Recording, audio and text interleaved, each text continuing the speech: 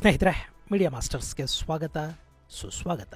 ಗೆಳೆಯರೆ, ಅಲಾಸ್ಕಾದಲ್ಲಿ ರಷ್ಯಾ ಹಾಗೂ ಪುತಿನ್ ಮಾತುಕತೆಗಳ ನಡುವೆ ಭಾರತ ಅಮೆರಿಕಾಗೆ ಖುಷಿಯಾಗೋ ಥರದ ಒಂದು ಸ್ಪಷ್ಟನೆಯನ್ನು ಕೊಟ್ಟಿದೆ. ಹಾಗೆ ಪಾಕಿಸ್ತಾನಕ್ಕೆ ನಿದ್ದೆ ಬಾರದ ಹಾಗೆ ಕೂಡ ಪ್ರಧಾನಿ ನರೇಂದ್ರ ಮೋದಿ ತಮ್ಮ ಭಾಷಣದ ಮೂಲಕ ಮಾಡಿಟ್ಟಿದ್ದಾರೆ. ಇದರ ಜೊತೆಗೆ ಭಾರತದ ಯುದ್ಧ ವಿಮಾನ ಇಂಜಿನ್ ಕನಸಿಗೆ ಮತ್ತೆ ಪ್ರಧಾನಿ ಮೋದಿ ರೆಕ್ಕೆ ಕಟ್ತಾ ಇದ್ದಾರೆ. ಹಾಗಾದರೆ ಮೋದಿ ಹೇಳಿರೋದೇನು ಮತ್ತು ಅಮೆರಿಕಾಗೆ ಖುಷಿಯಾಗೋ ಥರದ ಯಾವ ಸ್ಪಷ್ಟನೆಯನ್ನು ಭಾರತ ಕೊಟ್ಟಿದೆ? ಅಲ್ಲಿ ಭಾರತ ಹೇಳ್ತಾ ಇರೋ ಮಾತು ನಿಜಾನಾ? ಒಂದು ವೇಳೆ ಭಾರತ ನಾವು ಡಿ-ಡಾಲರೈಸೇಷನ್ಗೆ ಸಿದ್ಧ ಇದ್ದೀವಿ ಅಂತ ಹೇಳಿ ಬ್ರಿಕ್ಸ್ ಕರೆನ್ಸಿಯ ಬಗ್ಗೆ ಬಹಿರಂಗವಾಗಿ ಮಾತಾಡೋದಕ್ಕೆ ಶುರು ಮಾಡಿದರೆ ಏನಾಗ್ಬಿಡುತ್ತೆ? ಬನ್ನಿ ನೋಡೋಣ. ಗೆಳೆಯರೆ, ಪಾಪ ಡೊನಾಲ್ಡ್ ಟ್ರಂಪ್ ನೊಬೆಲ್ ಪ್ರಶಸ್ತಿಗಾಗಿ ಸಿಕ್ಕಾಪಟ್ಟೆ ಪ್ರಯತ್ನ ಪಡ್ತಾ ಇದ್ದಾರೆ. ಆದರೆ ರಷ್ಯಾ ಹಾಗೂ ಯುಕ್ರೇನ್ ನಡುವಿನ ಯುದ್ಧ ನಿಲ್ಲದೇ ಇದ್ರೆ ನೊಬೆಲ್ ಕೊಡಿ ನನಗೆ ಅಂತ ಕೇಳೋ ದೊಡ್ಡ ಅರ್ಹತೆಯನ್ನು ಟ್ರಂಪ್ ಕಳ್ಕೋತಾರೆ. ಸೊ ಏನಾದರೂ ಮಾಡಿ ಆ ಯುದ್ಧ ನಿಲ್ಲಿಸಿ ಎದೆ ಮೇಲೊಂದು ನೊಬೆಲ್ ಅಂತ ಹಾಕೊಂಡ್ಬಿಟ್ರೆ ಟ್ರಂಪ್ ಆತ್ಮಕ್ಕೆ ತೃಪ್ತಿ. ಆ ಪ್ರಯತ್ನದ ಜೊತೆ ಟ್ರಂಪ್ ಯುಕ್ರೇನ್ ಯುದ್ಧವನ್ನು ನಿಲ್ಲಿಸೋದಕ್ಕೆ ಸಿಕ್ಕಾಪಟ್ಟೆ ಟ್ರೈ ಮಾಡ್ತಾ ಇದ್ದೀನಿ ಅನ್ನೋದನ್ನು ತೋರಿಸ್ಕೋಬೇಕು. ಅದಕ್ಕೆ ಬೇಕಾದ ಎಲ್ಲವನ್ನು ಅವರು ಮಾಡ್ತಾ ಇದ್ದಾರೆ. ರಷ್ಯಾ ಜೊತೆ ಮಾತುಕತೆ ವಿಫಲವಾದರೆ ಭಾರತದ ಮೇಲೆ ಸ್ಯಾಂಕ್ಷನ್ ಹೇರ್ತೀವಿ ಅನ್ನೋ ಮಾತುಗಳನ್ನು ಕೂಡ ಟ್ರಂಪ್ ಹೇಳಾಗಿದೆ. ಈಗಾಗಲೇ 50% ಟ್ಯಾರಿಫ್ ಧಮಕಿಯನ್ನು ಅಮೆರಿಕ ಭಾರತಕ್ಕೆ ಕೊಟ್ಟಿದೆ. ಇಂಥ ಸಂದರ್ಭದಲ್ಲಿ ಅಮೆರಿಕಾಗೊಂದು ಪಾಠ ಕಲಿಸಬೇಕು ಅಂದರೆ ಬ್ರಿಕ್ಸ್ ದೇಶಗಳೆಲ್ಲ ಸೇರಿ ಅವರದ್ದೇ ಆದ ಒಂದು ಕರೆನ್ಸಿಯನ್ನು ಮಾಡ್ಕೊಂಡು ಬಿಡಬೇಕು. ಅಮೆರಿಕಾದ ಡಾಲರ್ ವಹಿವಾಟನ್ನು ನಿಲ್ಲಿಸಿಬಿಟ್ರೆ, ಅದರಲ್ಲೂ ಭಾರತ, ಚೈನಾ, ದಕ್ಷಿಣ ಅಮೆರಿಕ, ಬ್ರೆಜಿಲ್ ಮುಂತಾದ ದೇಶಗಳು ಡಾಲರ್ ವಹಿವಾಟನ್ನು ನಿಲ್ಲಿಸಿದ್ರೆ ಅಮೆರಿಕಾದ ಆರ್ಥಿಕತೆಯ ಮೇಲೆ ದೊಡ್ಡ ಹೊಡೆತ ಬೀಳುತ್ತೆ ಅನ್ನೋದು ಸಾಕಷ್ಟು ಜನರ ಅಭಿಪ್ರಾಯ. ಆದರೆ ಈ ಆಟದಲ್ಲಿ ನಾನಿಲ್ಲಪ್ಪ ಅಂತ ಭಾರತ ಮತ್ತೊಮ್ಮೆ ಸ್ಪಷ್ಟಪಡಿಸಿದೆ. ಗೆಳೆಯರೆ, ಇಲ್ಲಿ ಡೊನಾಲ್ಡ್ ಟ್ರಂಪ್ಗೆ ಭಾರತದ ಮೇಲೆ ಸಾಕಷ್ಟು ಕಾರಣಗಳಿಗೆ ಸಿಟ್ಟು ಬಂದಿದೆ.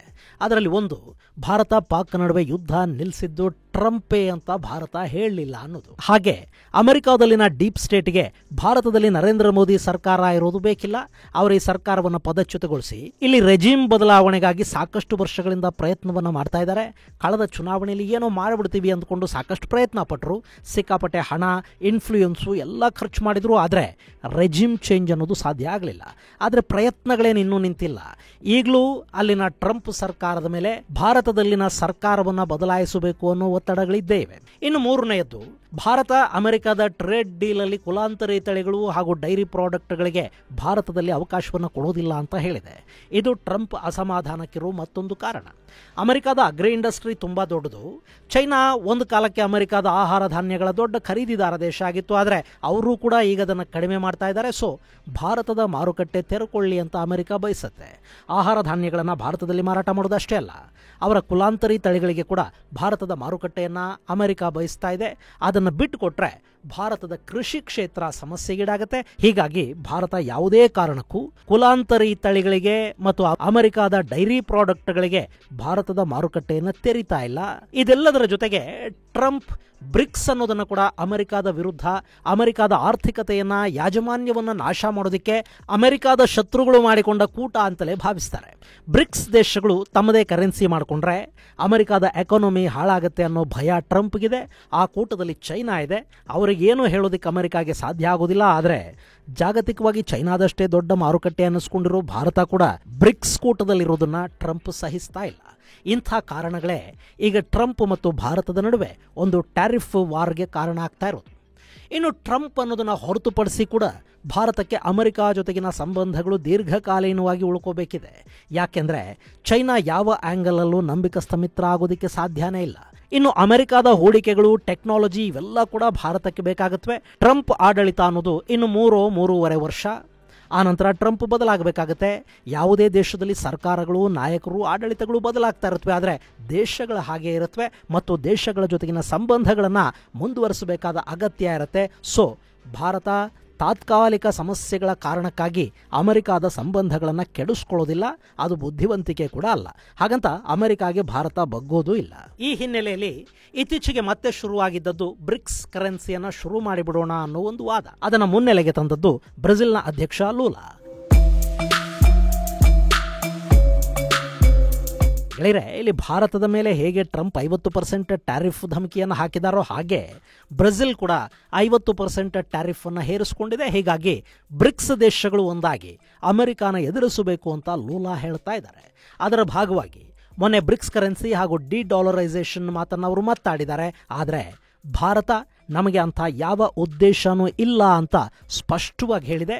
ಈ ಬಗ್ಗೆ ಹೇಳಿಕೆಯನ್ನು ಕೊಟ್ಟಿರುವ ಭಾರತದ ವಿದೇಶಾಂಗ ಇಲಾಖೆ ಡಿ-ಡಾಲರೈಸೇಷನ್ ಬಗ್ಗೆ ಭಾರತ ಯೋಚನೆ ಕೂಡ ಮಾಡಿಲ್ಲ ಅಂತ ಹೇಳಿದ್ದಾರೆ. ಗೆಳೆಯರೆ, ಇಲ್ಲಿ ಡಿ-ಡಾಲರೈಸೇಷನ್ ಅನ್ನೋದು ಸದ್ಯಕ್ಕೆ ಹೀಗೆ ಚಿಟಿಕೆ ಹೊಡೆಯೋದ್ರಲ್ಲಿ ಹೋಗೋ ಥರದ್ದಲ್ಲ.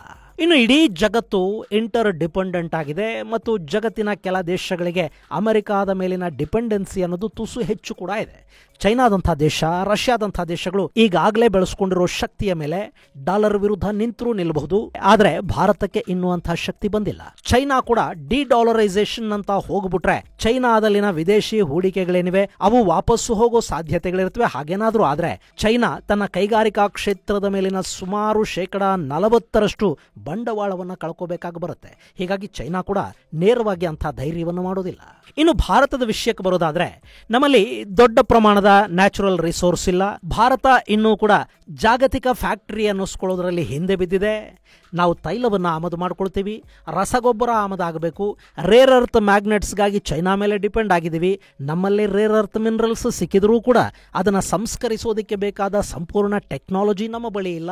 ಇನ್ನು ನಮ್ಮ ಸರ್ವಿಸ್ ಇಂಡಸ್ಟ್ರಿ ಬಹುತೇಕ ಅಮೆರಿಕಾದ ಮೇಲೆ ಆಧಾರ ಪಟ್ಟಿದೆ. ಗೆಳೆಯರೆ, ಸ್ವಾತಂತ್ರ್ಯ ದಿನೋತ್ಸವದ ಭಾಷಣದಲ್ಲಿ ಪ್ರಧಾನಿ ಮೋದಿ ಒಂದು ಮಾತು ಹೇಳಿದರು.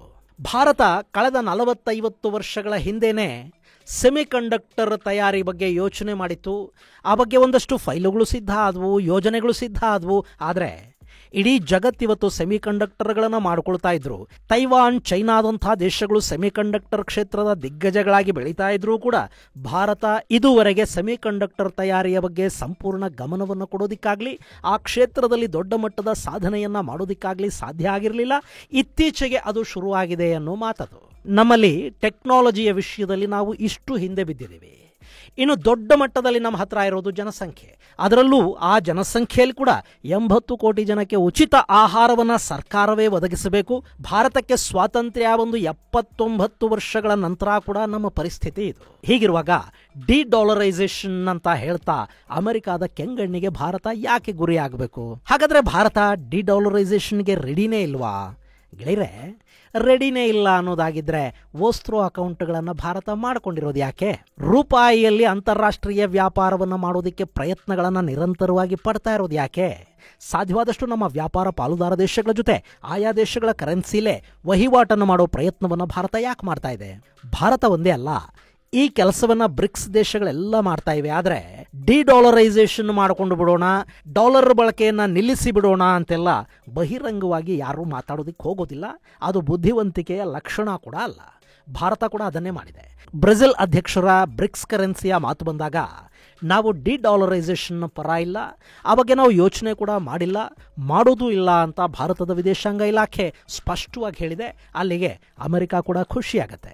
ನೋಡಿ, ನಾವು ಟ್ಯಾರಿಫ್ ಹೇರಿದ್ದಕ್ಕೇನೆ ಭಾರತ ಡಿ-ಡಾಲರೈಸೇಷನ್ ಮಾಡೋದಿಲ್ಲ ಅಂತ ಹೇಳ್ತಾ ಇದೆ ಅಂತ ಟ್ರಂಪ್ ಕೂಡ ಇನ್ನು ಮುಂದೆ ಹೇಳ್ಕೊಂಡು ಬರಬಹುದು. ಆದರೆ ತನಗೆ ಏನು ಲಾಭ ಆಗುತ್ತೋ ಅದನ್ನು ಭಾರತ ಮಾಡ್ತಾ ಹೋಗ್ತಾ ಇದೆ ಕೂಡ.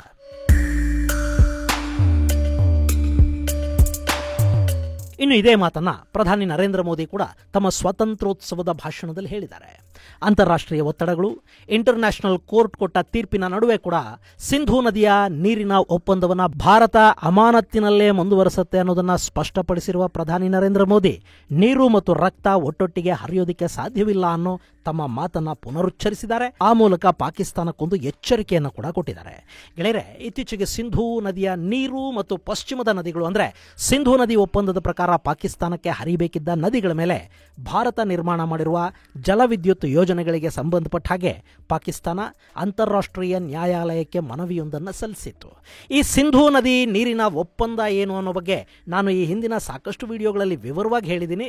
ಆ ವಿಡಿಯೋ ಲಿಂಕ್ ಅನ್ನು ನಿಮಗೆ ಡಿಸ್ಕ್ರಿಪ್ಷನ್ ಬಾಕ್ಸ್ ಅಲ್ಲಿ ಕೊಡ್ತಾ ಇದ್ದೀನಿ. ಹೀಗಾಗಿ ಇಲ್ಲಿ ಅದರ ಬಗ್ಗೆ ಹೆಚ್ಚು ಹೇಳೋದಕ್ಕೆ ಹೋಗೋದಿಲ್ಲ. ನೀವು ಆ ವಿಡಿಯೋಗಳನ್ನು ನೋಡಿದ್ರೆ ನಿಮಗೆ ಸಿಂಧೂ ನದಿ ನೀರಿನ ಒಪ್ಪಂದದ ಬಗ್ಗೆ ಸಂಪೂರ್ಣವಾಗಿ ಅರ್ಥ ಆಗುತ್ತೆ. ಇನ್ನು ಇಲ್ಲಿ ಭಾರತದ ವಿರುದ್ಧ ಪಾಕಿಸ್ತಾನ ಅಂತಾರಾಷ್ಟ್ರೀಯ ನ್ಯಾಯಾಲಯಕ್ಕೆ ಒಂದು ಏಕಪಕ್ಷೀಯ ಮನವಿಯನ್ನ ಸಲ್ಲಿಸಿತು. ಇನ್ನು ಆ ನ್ಯಾಯಾಲಯ ಕೂಡ ಏಕಪಕ್ಷೀಯವಾಗಿ ಒಂದು ವಿಚಾರಣೆಯನ್ನು ಮುಗಿಸಿ ಪಾಕಿಸ್ತಾನಕ್ಕೆ ಭಾರತ ನೀರು ಬಿಡಬೇಕು ಅಂತ ಆದೇಶವನ್ನು ಕೂಡ ಕೊಟ್ಟಿದೆ. ಆದರೆ ನಿಮ್ಮ ಈ ಆದೇಶನ ನೀವೇ ಇಟ್ಕೊಳ್ಳಿ, ನಾವು ಅದನ್ನು ಒಪ್ಪೋದಿಲ್ಲ. ಹಿಂಗೆ ಹೇಳೋದಕ್ಕೆ ನಿಮಗೆ ಯಾವ ಅಧಿಕಾರವೂ ಇಲ್ಲ, ಜೂರಿಸ್ಡಿಕ್ಷನ್ನೇ ಇಲ್ಲ ಅಂದಮೇಲೆ ನೀವು ಪ್ರಕರಣಗಳ ವಿಚಾರಣೆಯನ್ನು ಹೆಂಗೆ ಮಾಡ್ತೀರಿ ಮತ್ತು ತೀರ್ಪನ್ನು ಹೆಂಗೆ ಕೊಡ್ತೀರಿ, ಅದನ್ನು ನಾವು ಒಪ್ಪಬೇಕು ಅಂತ ಹೆಂಗೆ ಬಯಸ್ತೀರಿ ಅಂತ ಭಾರತ ಕೇಳಿದೆ. ಭಾರತ ಯಾವುದೇ ಕಾರಣಕ್ಕೂ ಸಿಂಧೂ ನದಿ ನೀರಿನ ಒಪ್ಪಂದವನ್ನು ಸದ್ಯಕ್ಕೆ ಮುಂದುವರಿಸೋದಿಲ್ಲ. ಪಾಕಿಸ್ತಾನ ಭಯೋತ್ಪಾದನೆಯನ್ನು ನಿಲ್ಲಿಸಿದ ನಂತರವೇ ನೀರಿನ ಬಗ್ಗೆ ಮಾತುಕತೆ ಸಾಧ್ಯ ಅಂತ ಭಾರತ ಸ್ಪಷ್ಟವಾಗಿ ಹೇಳಿದೆ. ಇದೇ ಮಾತನ್ನು ಪ್ರಧಾನಿ ನರೇಂದ್ರ ಮೋದಿ ಸ್ವಾತಂತ್ರ್ಯೋತ್ಸವದಲ್ಲಿ ಕೂಡ ಹೇಳಿದ್ದಾರೆ.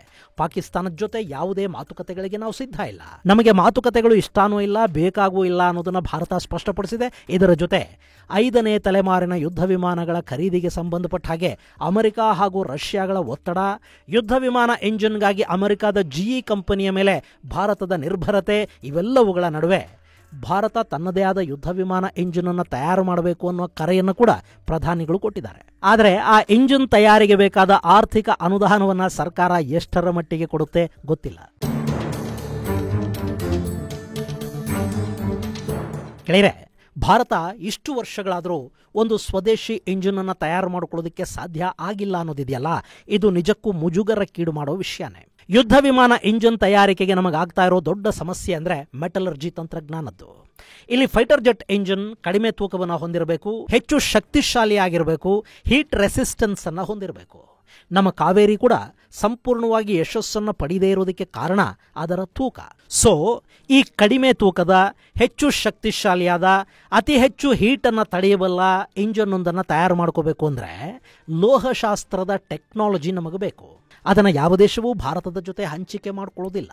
ಹೀಗಾಗಿ ಸ್ವದೇಶಿ ಇಂಜಿನ್ ತಯಾರಿ ಅನ್ನೋದು ವಿಳಂಬ ಆಗ್ತಾ ಇದೆ. ಈಗೇನೋ ಗೋದ್ರೇಜ್ ನಾವು ಇಂಜಿನ್ ತಯಾರಿಗೆ ಸಹಾಯ ಮಾಡ್ತೀವಿ, ಕಾವೇರಿ ಇಂಜಿನ್ಗಾಗಿ ನಾವು DRDO ಜೊತೆ ಸೇರಿ ಕೆಲಸ ಮಾಡಿರೋದ್ರಿಂದ ಲೋಹಶಾಸ್ತ್ರ ನಮಗೆ ಅರ್ಥ ಆಗಿದೆ, ನಾವು 5th ಜನರೇಷನ್ ಯುದ್ಧ ವಿಮಾನಕ್ಕೆ ಬೇಕಾದ ಇಂಜಿನನ್ನು ತಯಾರು ಮಾಡಿಕೊಡ್ತೀವಿ ಅಂತ ಹೇಳ್ತಾ ಇದೆ. ಆದರೆ ಅದು ಯಾವಾಗ ಸಾಧ್ಯವಾಗುತ್ತೆ ಅನ್ನೋದು ಇಂಜಿನ್ ತಯಾರಿಯಾಗಿ ಅದರ ಪರೀಕ್ಷೆ ಆದ ನಂತರವೇ ಗೊತ್ತಾಗೋದು. ಹೀಗಾಗಿನೇ ಭಾರತದ ಇಂಜಿನಿಯರ್ಗಳಿಗೆ, ವಿಜ್ಞಾನಿಗಳಿಗೆ, ಸ್ವದೇಶಿ ಕಂಪನಿಗಳಿಗೆ ಪ್ರಧಾನಿ ಮೋದಿ ಯುದ್ಧ ವಿಮಾನಗಳ ಇಂಜಿನ್ ತಯಾರು ಮಾಡಿ ಅಂತ ಕರೆ ಕೊಟ್ಟಿದ್ದಾರೆ. ಸ್ವದೇಶಿ ಆಯುಧಗಳು, ಆತ್ಮನಿರ್ಭರ ಭಾರತದ ಬಗ್ಗೆ ಪ್ರಧಾನಿ ಮಾತಾಡಿದ್ದಾರೆ. ಆಪರೇಷನ್ ಸಿಂಧೂರದ ಘನ ವಿಜಯಕ್ಕೆ ಕಾರಣವಾಗಿದ್ದು ನಮ್ಮ ಸ್ವದೇಶಿ ಆಯುಧ ತಯಾರಿಕಾ ಶಕ್ತಿ ಅನ್ನೋದನ್ನು ಕೂಡ ಪ್ರಧಾನಿ ಮೋದಿ ಇದೇ ಸಂದರ್ಭದಲ್ಲಿ ಹೇಳಿದ್ದಾರೆ. ಹಾಗೆ ತಂತ್ರಜ್ಞಾನದ ಅನ್ವೇಷಣೆಗೆ ಕೂಡ ಪ್ರಧಾನಿಗಳು ಕರೆ ಕೊಟ್ಟಿದ್ದಾರೆ. ಆದರೆ ಬರೀ ಕರೆಗಳಿಂದ ಎಲ್ಲ ಸಾಧ್ಯ ಆಗೋದಿಲ್ಲ, ಅದಕ್ಕೆ ಬಜೆಟ್ ಬೇಕು.